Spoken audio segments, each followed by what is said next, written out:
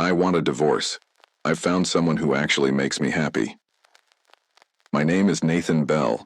I'm 45 and I work as a financial systems analyst for Orbis Union in Richmond, Virginia. That text came while I was sitting at my desk on a Wednesday morning, triple-checking a client's fraud detection algorithms. My wife Dana was supposed to be at a marketing conference in Dallas. 3 days, she'd said. Routine. The phone buzzed again. I've already transferred the retirement funds to my private account.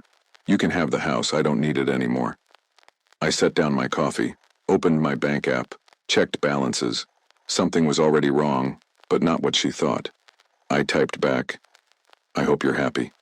That was it. No argument, no pleading, just 7 words. I spent the next hour watching line items update across 3 different dashboard systems. Every joint account we had ran through consolidated monitoring, something I'd built myself. Retirement, investment, emergency funds, even the checking account Dana thought was hers alone. When she initiated those transfers, she triggered multiple fraud detection protocols. The system didn't care about emotions or marriage status. It saw 6 figures moving without proper 2-party verification. The federal anti-fraud measures kicked in automatically. By noon, my phone lit up with alerts. Not from Dana, from the receiving institution. Account review initiated, deposits frozen pending investigation. I didn't smile, didn't celebrate, just closed the alerts and went back to my work. Someone else's financial security needed my attention. Dana's phone would start buzzing soon enough. She'd try to access the money and find her balance at 0. The system has no sympathy for bad decisions. I'd learned that lesson watching accounts freeze during suspicious activity investigations. Money doesn't care about love, betrayal, or timing. It follows rules. And Dana had just broken every one. We'd been married for 22 years. High school sweethearts from Petersburg. I was the numbers guy even then, calculating strike rates for the baseball team, tracking our senior class fundraising penny by penny. Donna was the social butterfly. Everything a marketing professional should be. Charming, persuasive, always networking. You're too careful with money, she'd say after I'd triple-check our tax returns. Someone has to be, I'd respond. It worked for years. I managed our finances while she built her career at Valerie Marketing Group. She traveled often, workshops in Austin, seminars in Phoenix. Always networking, always for the company. The warning signs came slowly, like mist settling over water. 6 months ago, she stopped asking about retirement projections. 3 months back, she opened a credit card without discussing it first. 2 weeks prior, she'd remarked our guest room was too cluttered. Who comes to visit anymore anyway? My sister had noticed it during Thanksgiving. She seems distant. Just work stress, I'd explained. But Dana wasn't stressed. She was planning. While I maintained our consolidated financial tracking system, something I'd built after a failed audit at a client company cost them millions, she'd been studying it too. Learning blind spots. Except my system didn't have blind spots. Every account connected. Every transfer monitored. Not from distrust, from habit. From years of catching client fraud attempts and understanding how money moves when people don't want it traced. Tuesday night before she left for Dallas, she'd been unusually interested in our retirement balances. How much do we have total? She'd asked over dinner. About $800,000 between us, I'd said. Why? Just curious. Now that curiosity made perfect sense. She'd been calculating her exit strategy. I thought about calling her mom, her best friend Patricia, my own parents. But what would I say? Your daughter tried to steal our retirement and got caught by fraud detection? It sounded ridiculous. Soap opera material. Instead, I made myself dinner, watched the news, checked the alerts one more time. The transfers were still frozen. The fraud investigation would take 5 to 7 business days before releasing or returning the funds. Dana had gambled on speed, hoping to access everything before I noticed, before the system caught up. She'd forgotten that in our years together, I'd never once overlooked a financial detail. The call came Friday morning at 11:30. Nathan, my card's not working. Her voice carried that edge I recognized from conference calls when her presentations went wrong. Controlled panic disguised as mild annoyance. "What's your balance?" "Zero." "How is it zero?" I transferred. "Right, about that." I heard her breathe. Then silence. "What did you do?" "Nothing," I said truthfully. The fraud detection system flagged unusual transfers from protected retirement accounts. Federal regulations require review for large withdrawals without proper joint authorization. More silence. "How long?" 5 to 7 business days. Maybe longer if they find issues. She hung up. I sat in my home office looking at the fraud alerts, sipped my coffee. Something fundamental had shifted in me. Not anger, not betrayal exactly, just clarity. For 22 years I'd protected our financial future, saved carefully, invested wisely, built systems to catch problems before they happened. And the woman I'd done it all for had decided to take everything and disappear. But the money wasn't what hurt. It was the efficiency of her betrayal. Text message, transfer, goodbye. Like closing a business deal. I pulled up our investment portfolio. Without Dana's transfers, our retirement accounts remained intact. The house, bought 5 years ago for $300,000, was now worth nearly $5. My modest stocks, held in individual accounts. Our savings bonds. Everything was still there. Protected by protocols I'd built when she was traveling to networking events. My phone showed 23 texts from Dana Friday afternoon. I didn't read them. What was there to discuss? The divorce lawyer I consulted on Saturday was sympathetic but direct. "File now. Document everything. The attempted financial misconduct will work in your favor." I filed Monday morning. Simple papers, no alimony requests, no splitting of unaffected assets, just divorce. The house stayed in my name. I hadn't touched our joint checking account. Let it sit with its $3,000 balance. Dana could have that part. By Tuesday, reality settled. I wasn't the vengeful type. Never had been. But I wasn't naive either. The same systems I'd built to protect our clients at Orbis Union had protected me. Banking algorithms don't care about marriage vows. They care about patterns, about authorization, about compliance. And Dana had violated every rule while thinking she was being clever. I went to work, ate lunch at my desk, reviewed fraud cases. The irony wasn't lost on me. Weekend came. I cleaned out the guest room Dana had complained about, donated her old books, boxed up photos. Not out of anger. Out of practicality.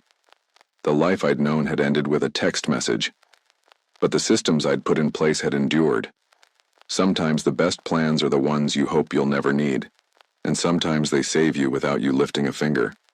Dana hired Patricia Martinez as her attorney.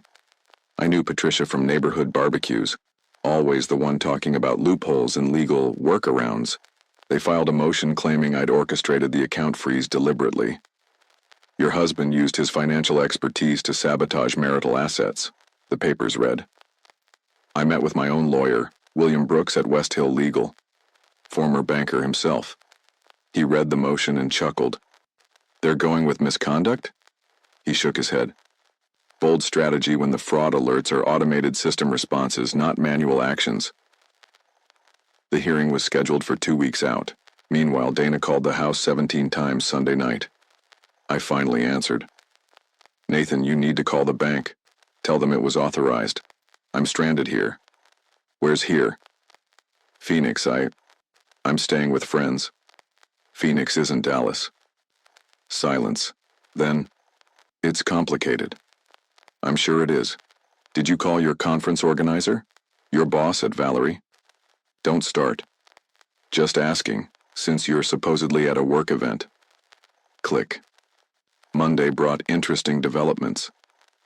My fraud monitoring systems flagged something new. Dana had attempted to open credit cards using our joint address. 3 applications in 2 days. All declined due to the pending fraud investigation. She was trapped in a financial vice of her own making. No accessible funds, credit frozen, travel limited to whatever cash she had on hand. Tuesday, Patricia called me directly. This is getting messy, Nathan. Your wife needs basic living expenses. She's welcome to use the joint checking account. $3,000 is sitting there untouched. That's hardly reasonable. It's what we've always carried for emergencies. She considered $800,000 reasonable to transfer without discussion. Patricia hung up.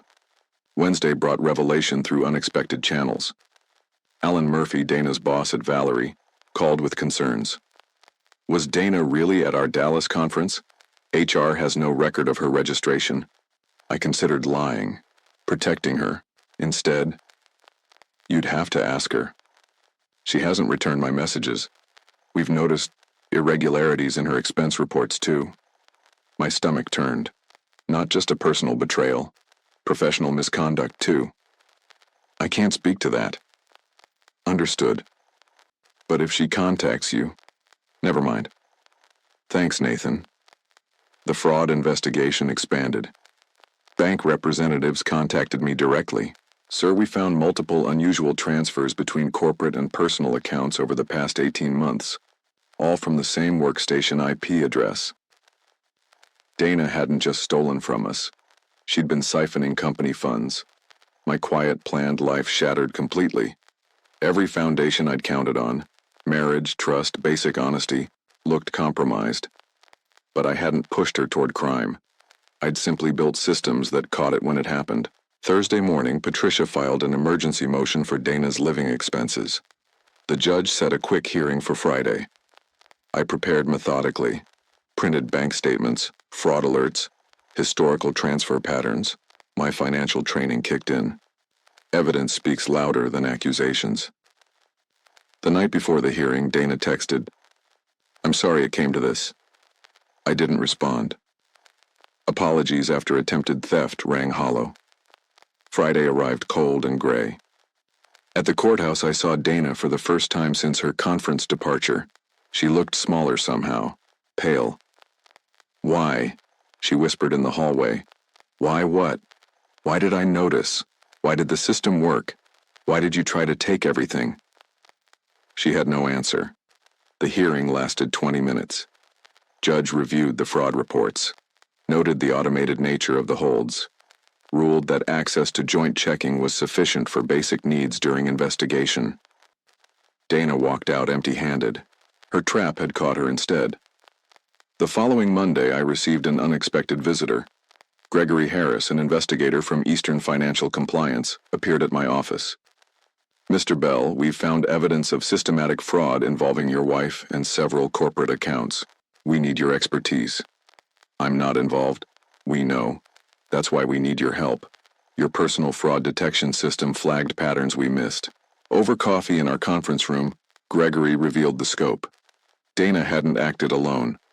Thomas Wade, another executive at Valerie Marketing, had helped establish a complex web of transfers.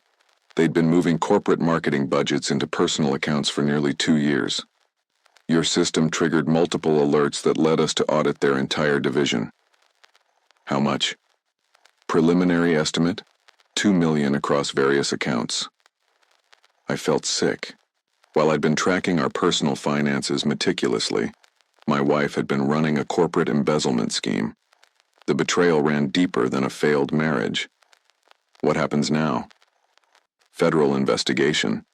Your personal accounts are already being separated from the business fraud case. But we need documentation showing your lack of knowledge or involvement. I provided everything. Tax returns, personal financial statements, the entire audit trail of my own tracking systems. Every piece of evidence proving I'd built these protocols for protection, not to enable theft. Dana texted that evening. "They're saying it's federal charges. They think I took millions." I didn't respond. What could I say? Tuesday brought more revelations. Our realtor, James Everett, called about unusual inquiries. "Someone's been asking about putting your house on the market. Pre-approved cash buyer. Price at $300,000. Said they represented you and your wife. $300,000. The original purchase price 5 years ago. Thomas Wade made these inquiries." "How did you know that name?" The pieces clicked. Dana and Thomas hadn't just stolen money. They'd been planning to buy our house at its old value through a Confederate buyer, flip it for the current market price of $500,000, pocket the difference, a complete exit strategy disguised as a real estate transaction. Wednesday, I met with Detective Sarah Flynn from the Richmond Financial Crimes Unit. She confirmed the pattern. They targeted properties owned by corporate employees, created artificial market pressure to force below-market sales. Your system detected transfer anomalies that uncovered the whole scheme. How many victims? 12 families so far. Your case is the cleanest evidence trail we have. I thought of those 12 families. People like me who trusted, who planned carefully, who followed rules while others found ways around them. Thursday, Dana's attempt to access the frozen funds through an emergency court order failed. Her lawyer requested a conference. Your client needs to prepare for federal indictment, William Brooks explained. The fraud investigation has expanded beyond marital assets. Patricia looked shaken. Federal. Wire fraud, conspiracy, possible RICO charges if they establish ongoing enterprise. Dana would face significant prison time, not just for stealing from me, for the systematic theft from her employer and coordinated property fraud.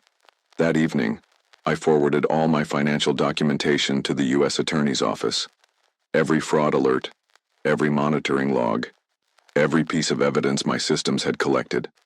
I hadn't built those systems for revenge, but they'd uncovered a crime far larger than personal betrayal. Justice doesn't come from anger. It comes from facts, from patterns, from systems designed to reveal truth. And sometimes truth ruins more than just marriages. I testified before the grand jury Thursday morning. Clean. Factual. No emotion in my voice as I explained how my financial monitoring systems worked.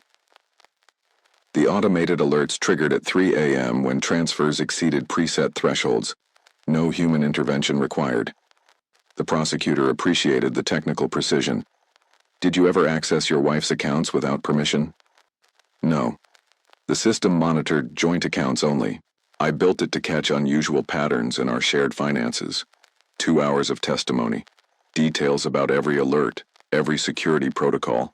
How the system differentiated normal from suspicious activity. Dana's potential sentence grew clearer.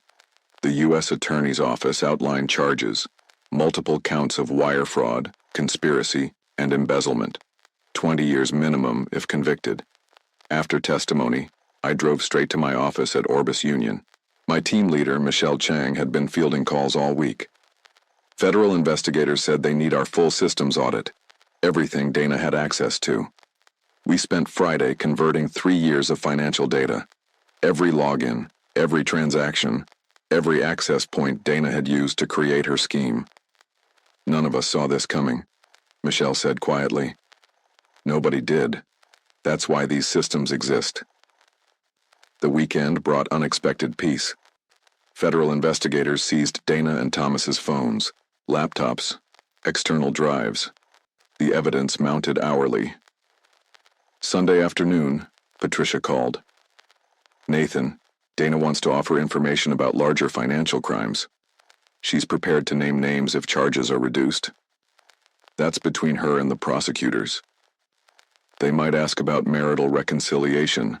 As character witness material, I thought carefully.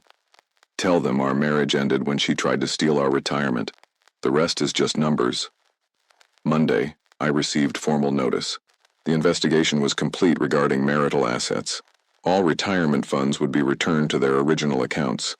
The joint checking account would be split equally, $3,000, half of what Dana thought she needed for basic expenses.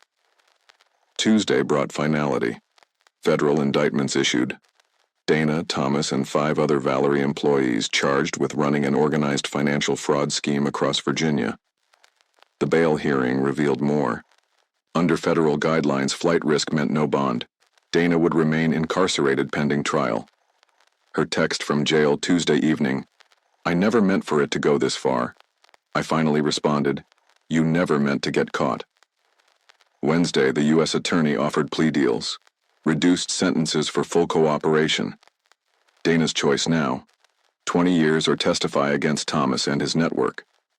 I cleaned out her office in our house that evening. Boxes of marketing materials, files, computer printouts. In the bottom drawer, I found a notebook with real estate prices, property assessments, a list of 12 addresses, targets, our house among them.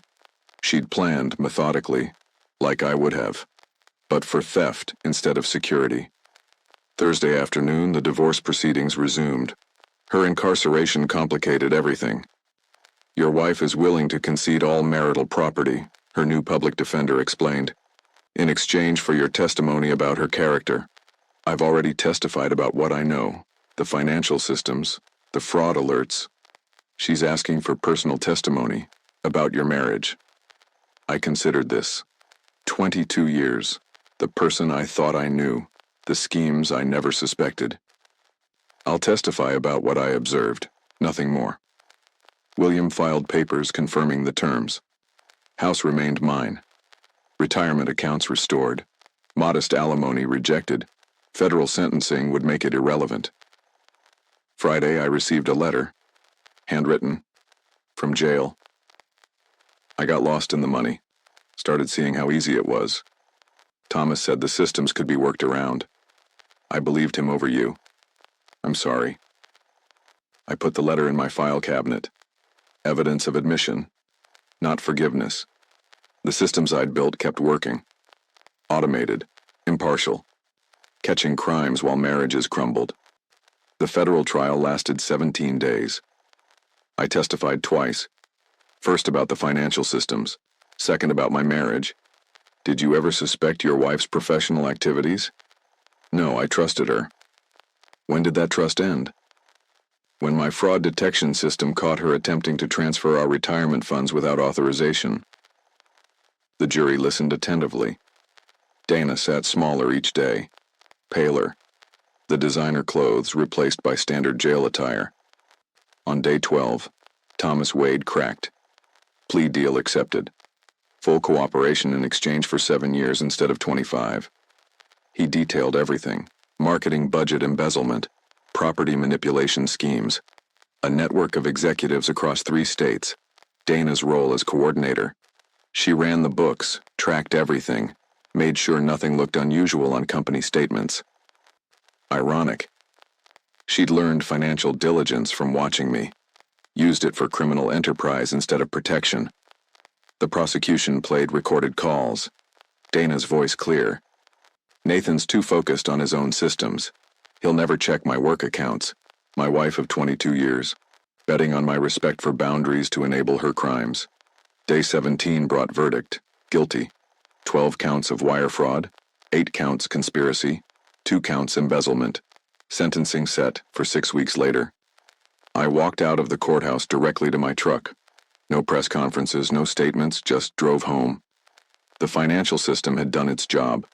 Caught the fraud, provided evidence, enabled justice, not revenge, just consequences. 2 months after sentencing, Dana received 18 years, Thomas 9, I sold the house. $500,000 after fees. More than enough to start fresh elsewhere. I kept the Richmond job at Orbis Union, enhanced my fraud detection systems, added features specifically designed to catch corporate embezzlement schemes. These updates might save other companies millions, Michelle reported. That's the point. The divorce finalized quietly. No contested issues. Dana's guilty plea eliminated contention. I signed papers while she began her prison sentence. William called with update. Full restitution ordered. Your retirement funds are permanently protected. I bought a smaller house in Norfolk. 1 story. Simple. No guest rooms to clutter. No reminders of 22 wasted years. Started teaching part-time at Old Dominion University. Financial fraud detection class twice weekly. Real cases. Real lessons. Trust, but verify, I told students. Systems protect when people can't. Occasionally received letters from prison, Dana's remorse deepening with isolation. I didn't respond, didn't visit, didn't forgive, not cruelly, just cleanly. The systems operated without emotion, algorithms catching patterns, mathematics revealing truth. I learned to live the same way.